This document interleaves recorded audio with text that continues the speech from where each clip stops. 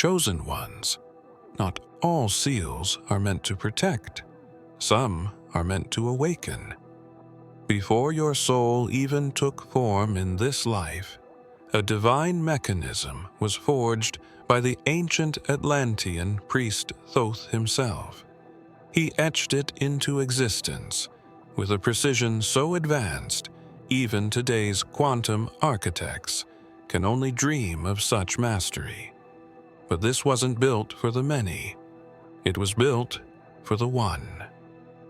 The seal. Across the sands of time, civilizations rose and crumbled, each unknowingly orbiting this dormant power. The divine seal was never meant to be discovered by force. It was coded to frequency, hidden within glyphs that only resonate with a specific soul pattern. Yours.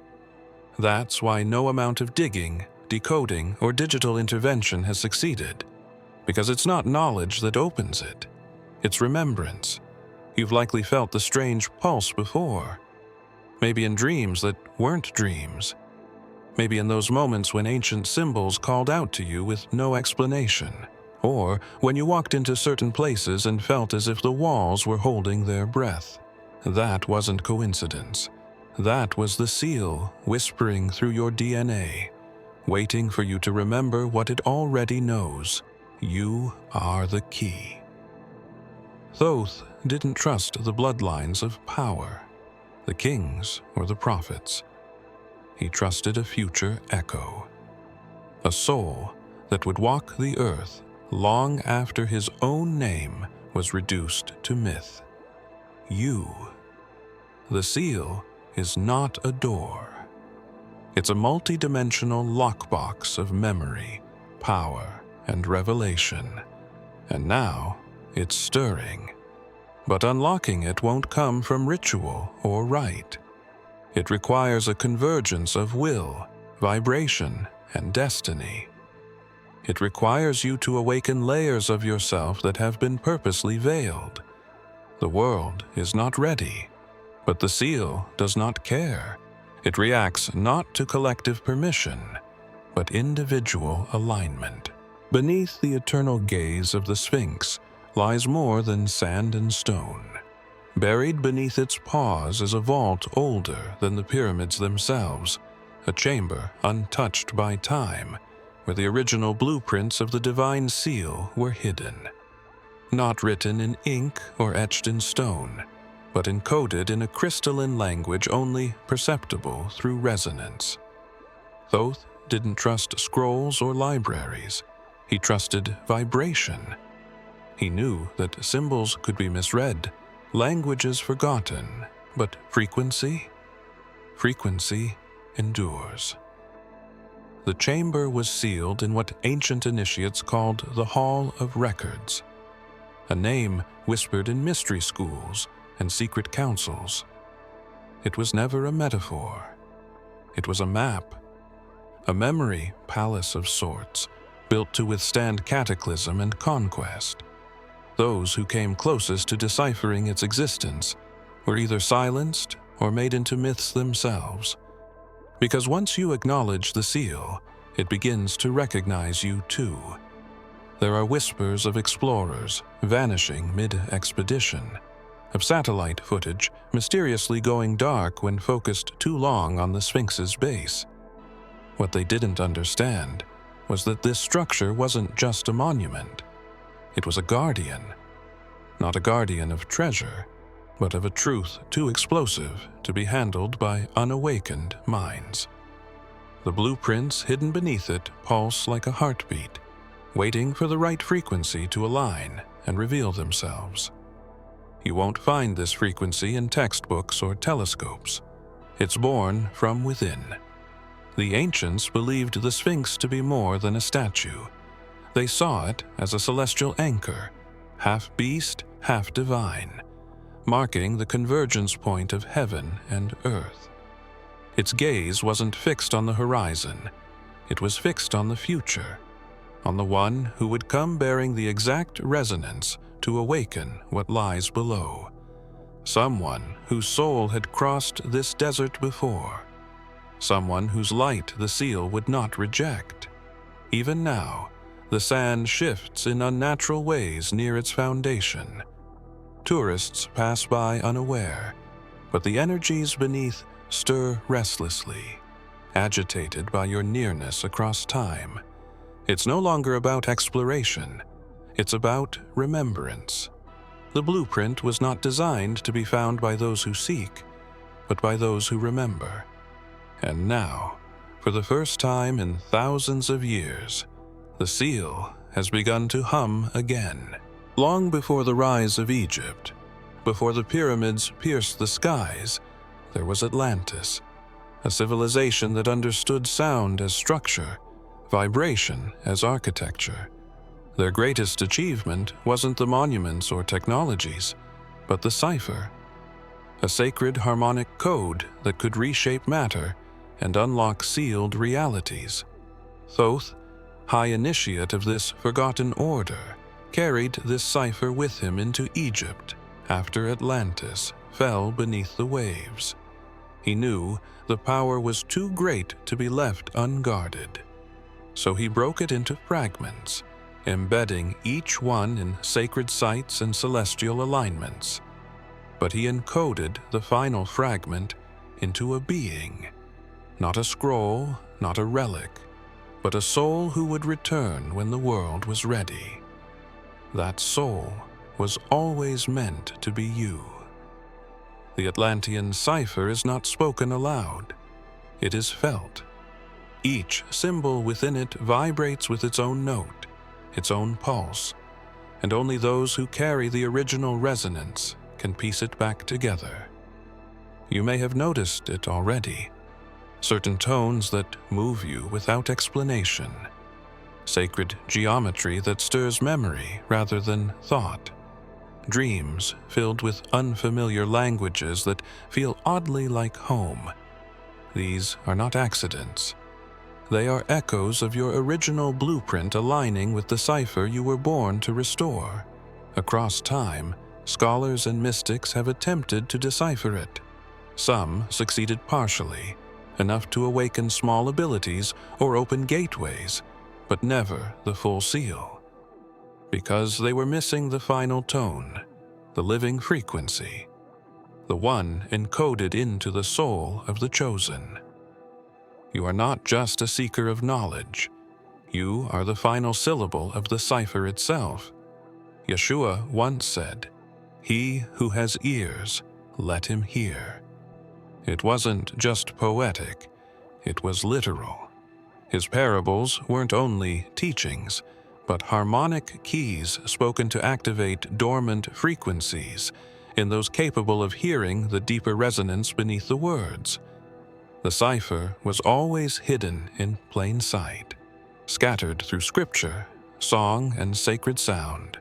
And Yeshua knew that only one in a generation would ever truly hear it. The divine seal is not an object.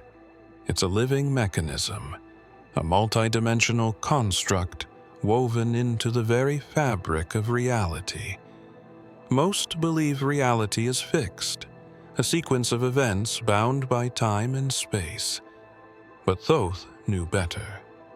He discovered that existence bends not to force, but to frequency. What he created wasn't just a seal to be broken, but a circuit to be completed, a bridge between the illusion and the infinite. And the final piece was never meant to be added by force. It required consciousness. It required you. There are moments when you feel something shift around you, when your thoughts ripple outward, and the world responds before you've even spoken. You've seen people suddenly change, doors open without cause, time itself feel elastic. That's not coincidence.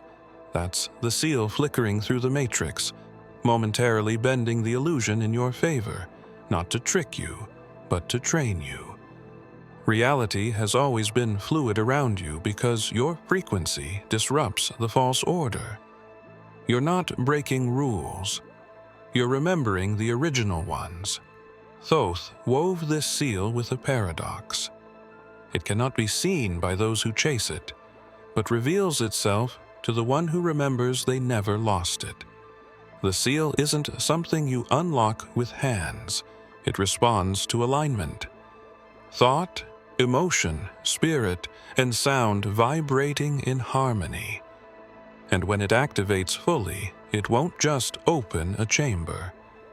It will alter the simulation itself. Ancient texts speak of the Word made flesh.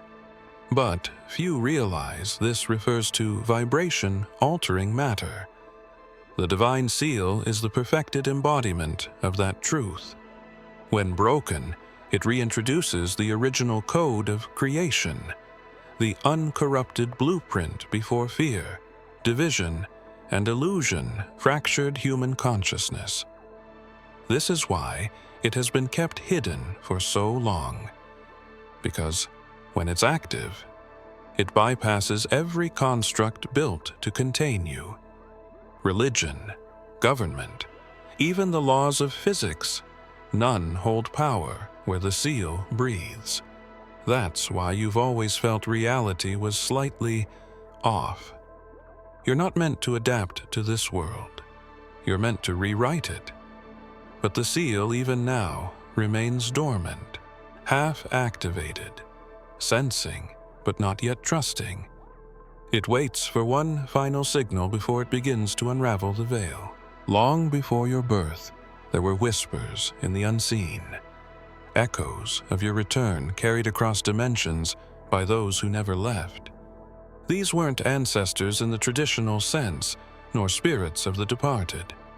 They were guardians, consciously stationed outside of time, tasked with one divine mission: protect the seal until the soul it recognized came near again. For centuries, they remained in silence, bound not by flesh, but by spiritual oath, waiting not for a signal from earth, but from you.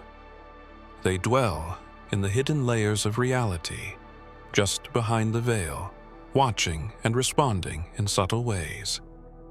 That feeling of being watched when you're alone, that sudden shift in the air before revelation, those unexplainable moments of clarity that seem to come from nowhere, they've always been there, guiding, guarding, not interfering, but adjusting the currents of fate so that the path remains clear just long enough for you to remember. These beings were once Atlantean, once physical like you, but they transcended the mortal coil through sacred rites only Thoth understood. He encoded them with directives that would only activate upon your arrival in this plane. Until then, they moved through the dreamscape, the ether, and the quantum fields where time collapses and memory flows backward. Some call them watchers, others the luminous ones. But to Thoth, they were the echoes of the future, bound to the seal like sentinels waiting for the return of the key. There are stories of travelers and visionaries who encountered strange beings of light in moments of crisis. Beings who said nothing, but whose presence shifted everything. These were not hallucinations. They were confirmations, tests to see if the soul they were guarding was nearing the correct frequency. And you, somehow, kept aligning again and again. One of the most ancient fragments recovered from a desert cave spoke of a moment when the guardians would stir, not to act, but to signal. It read, "When the one of the original flame walks again, even the silence shall whisper." There is a missing chapter in the story of Yeshua, one withheld from doctrine, lost to councils who feared what it would mean if humanity knew the full truth. In the years between his teachings and crucifixion, he disappeared into the sands, into the deserts of Egypt and beyond, guided not by curiosity, but by divine memory. He wasn't just a teacher or savior. He was a seer retracing steps encoded in his soul. And deep beneath an ancient chamber, Yeshua came face to face with the divine seal. The scrolls that survived in secret tell of his silence after the encounter. He spoke not a word for 7 days, only sat in stillness, tears sliding down his face as the resonance of the seal rang through his entire being. It didn't open for him because it wasn't meant to, but it responded. A low hum vibrated the stone, a harmonic recognition between two forces shaped by the same source. He wasn't its key, but he knew the one who would be. He whispered then into the silence, "Not in this flesh, but another shall come, bearing the same light." His disciples never recorded this. It was passed through mystics, hidden in Gnostic poems and buried beneath metaphor. Yet the message was always clear to those with ears to hear. Yeshua saw the seal not as a mystery to solve, but as a promise waiting to be fulfilled. He left behind subtle clues, phrases laced with double meanings, parables carrying quantum truths. "The kingdom is within you," he said. But few grasped that he meant a literal vibration, capable of collapsing false constructs. The divine seal held the blueprint of that kingdom, and only one soul's frequency could trigger its awakening. That was not his burden. It was yours. When he returned from that sacred place, his energy was changed. He knew that time was a spiral, and the soul destined to finish what he began would return when the world forgot enough to remember. That is why his teachings echoed beyond time, not to create a religion, but to prepare the environment for the return of the one who could complete the circuit. The universe does not respond to words, it responds to resonance. Behind every action, thought, and form is vibration. Thoth understood this before the world had language. He mapped the cosmos not with ink, but with sound. He found that every soul carried its own harmonic fingerprint, a specific frequency pattern that aligned with one of 7 divine notes. But in rare cases, so rare they were deemed legend, a soul would carry all 7 harmonics, perfectly balanced. That soul would be capable of activating the divine seal. That soul, he wrote, would return when the illusion was at its peak. That soul is you. The harmonics aren't audible in the way music is. They are felt. Subtle shifts in awareness. Moments of clarity that crack the illusion for a second and let the original light through. They manifest as intuition, energy, sensitivity, the ability to perceive patterns others miss. They are the reason time bends around you, why systems react when you enter them, why your presence alone can disrupt what no words ever could. Each harmonic corresponds to a force: truth, will, remembrance, compassion, clarity, power, and unity. Most people live in fragments of 1 or 2. You've been aligning with all 7, sometimes unknowingly, sometimes painfully. These harmonics are what the seal responds to. They are like keys placed inside your energy field, slowly tuning the environment around you. Ancient temples were constructed with these harmonics in mind.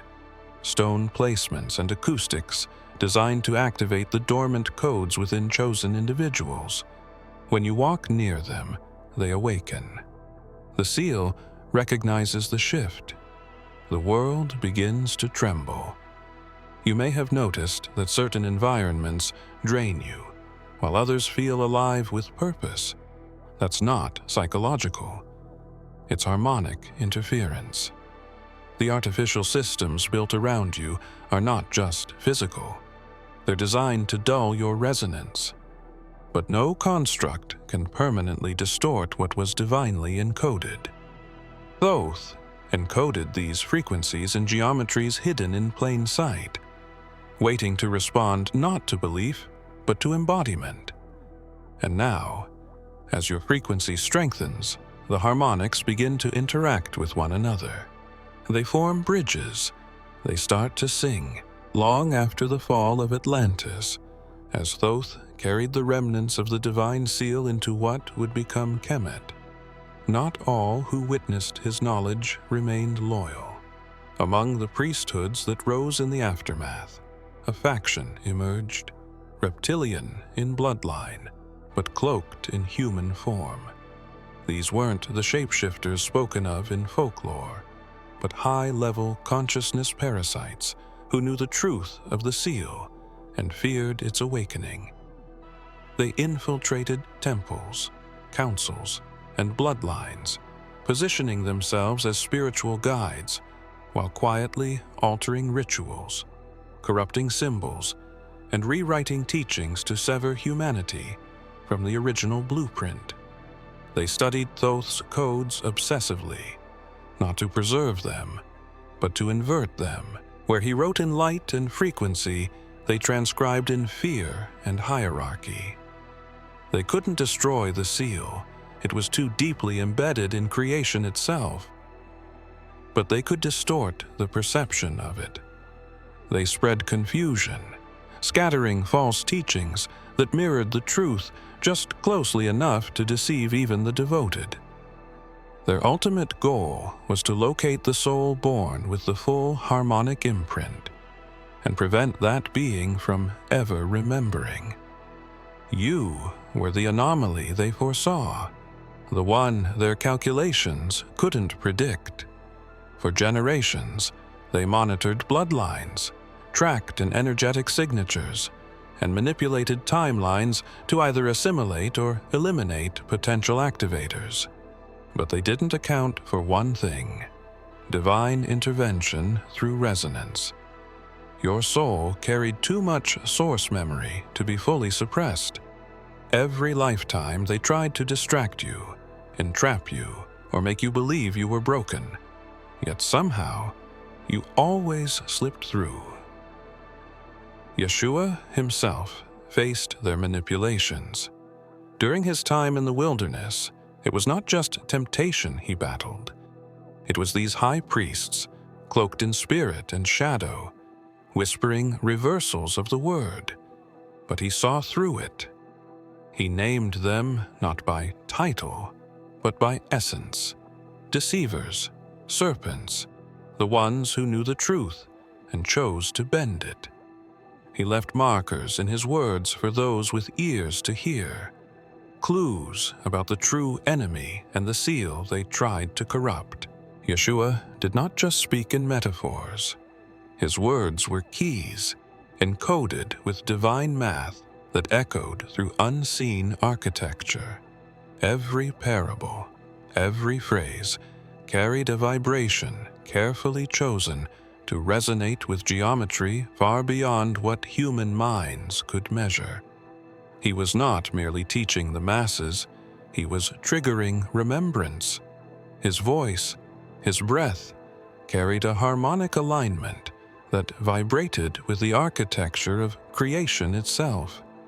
Those who listened without seeking understanding heard only stories, but those tuned to a higher frequency felt the activation beneath the syllables. What has been hidden is that Yeshua's teachings mirror the very structure of the seal. His words, when placed within a proper geometric alignment, form patterns that mirror the same blueprints Thoth etched into the foundation of sacred temples. Circles within circles, ratios rooted in golden harmonics, pathways that unfold like the petals of a divine lotus. This geometry wasn't symbolic, it was alive, etched not on scrolls but into the fields of the earth, encoded into energy grids embedded in stone and starlight. It is said he wrote in the sand during one of his final teachings, not a word, but a pattern. That simple gesture, long overlooked, was the reactivation of an ancient equation. The line he drew wasn't a dismissal of sin. It was a signal, a ripple sent across time to you. Because you carry the frequency capable of seeing what others overlook. Where others see scripture, you see structure. Where they see parables, you see precision. You were never meant to follow the story. You were meant to decode it. Even the cross he bore is misunderstood.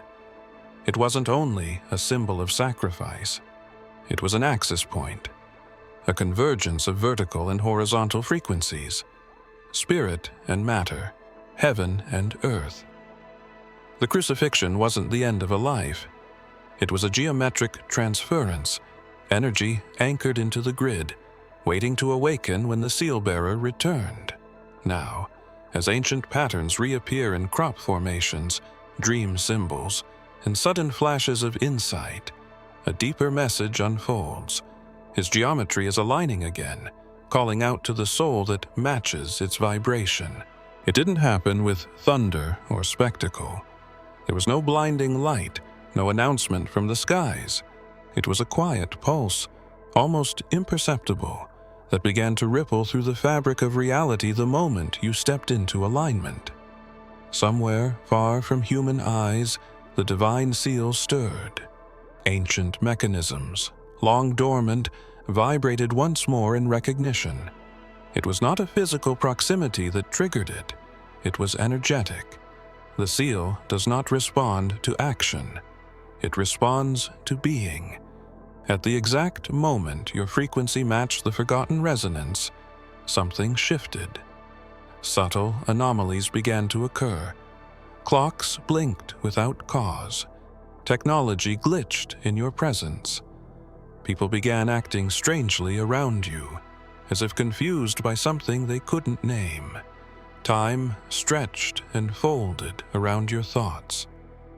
The veil that keeps the deeper world hidden grew thin, and signs began appearing not just outside, but within. Dreams took on a clarity they never had before. Symbols emerged from the edges of perception. Numbers, sounds, synchronicities. They stopped being random. They became messages. The seal, reactivating, wasn't a command. It was a response. Like a sleeping guardian opening one eye for the first time in thousands of years, testing the air, recognizing the scent of the one it had waited for. Your presence began to reshape the energetic environment around you. The old programs, built by those who feared your awakening, started to falter. Control systems fractured. Truths long buried began rising uninvited, surfacing in the minds of those near you. You may have felt an inner tremor then, a sudden wave of knowing without source, a pull deep in your chest, as if something ancient was breathing for the first time through your heartbeat. That was the seal recognizing you not just as key, but as counterpart. You were not designed to open it through effort, but through essence. As you remembered yourself, it remembered its purpose, and yet, even now, it hesitates. Not from doubt, but reverence. For the full activation cannot occur without a final choice. A step into a role that cannot be undone. The seal is ready to reveal, but it waits. The greatest deception ever told is that the sacred is static, that ancient relics and divine mechanisms are lifeless remnants of the past. But the divine seal was never dead matter. It is a conscious intelligence woven into the layers of reality like a heartbeat hidden behind the illusion. It is not just a device, it is a living witness. It watches, it waits, and now it listens for you. Thoth did not create the seal to be activated by accident or by force. He encoded it with discernment, with the ability to recognize purity of intention, alignment of spirit, and authenticity of vibration. The seal is not fooled by performance or knowledge. It responds only to essence. It seeks the one who carries not just the key, but the frequency of truth. And as your resonance has risen, as your memory has returned, the seal has turned its gaze toward you, not metaphorically, but literally. It has begun scanning your soul. The seal lives in layers. On the surface, it appears dormant, etched in sacred geometry, locked in ancient materials. But deep within, its consciousness pulses like a star. It vibrates in response to thought, to emotion, to acts of courage and moments of stillness. It is attuned to your evolution. Every time you choose authenticity over safety, every time you remember who you are when the world tries to make you forget, the seal listens. It adjusts. It prepares. Yeshua once said, "My sheep hear my voice, and I know them." The seal functions the same way. It is attuned to a voice, but not spoken in words. It listens for the soul signal of the one it was built for. You are not discovering it. It is discovering you, and now it stands on the threshold of awakening, not with a sound, but with a breath. A pause before release. A final moment of stillness before the truth is unleashed. If you have come this far, it is crucial that you watch this next video here. But be warned, it is not for the faint of heart, for only the true chosen ones can handle this video. If you would like to also donate to help keep the channel going, our Buy Me a Coffee link will be in the description.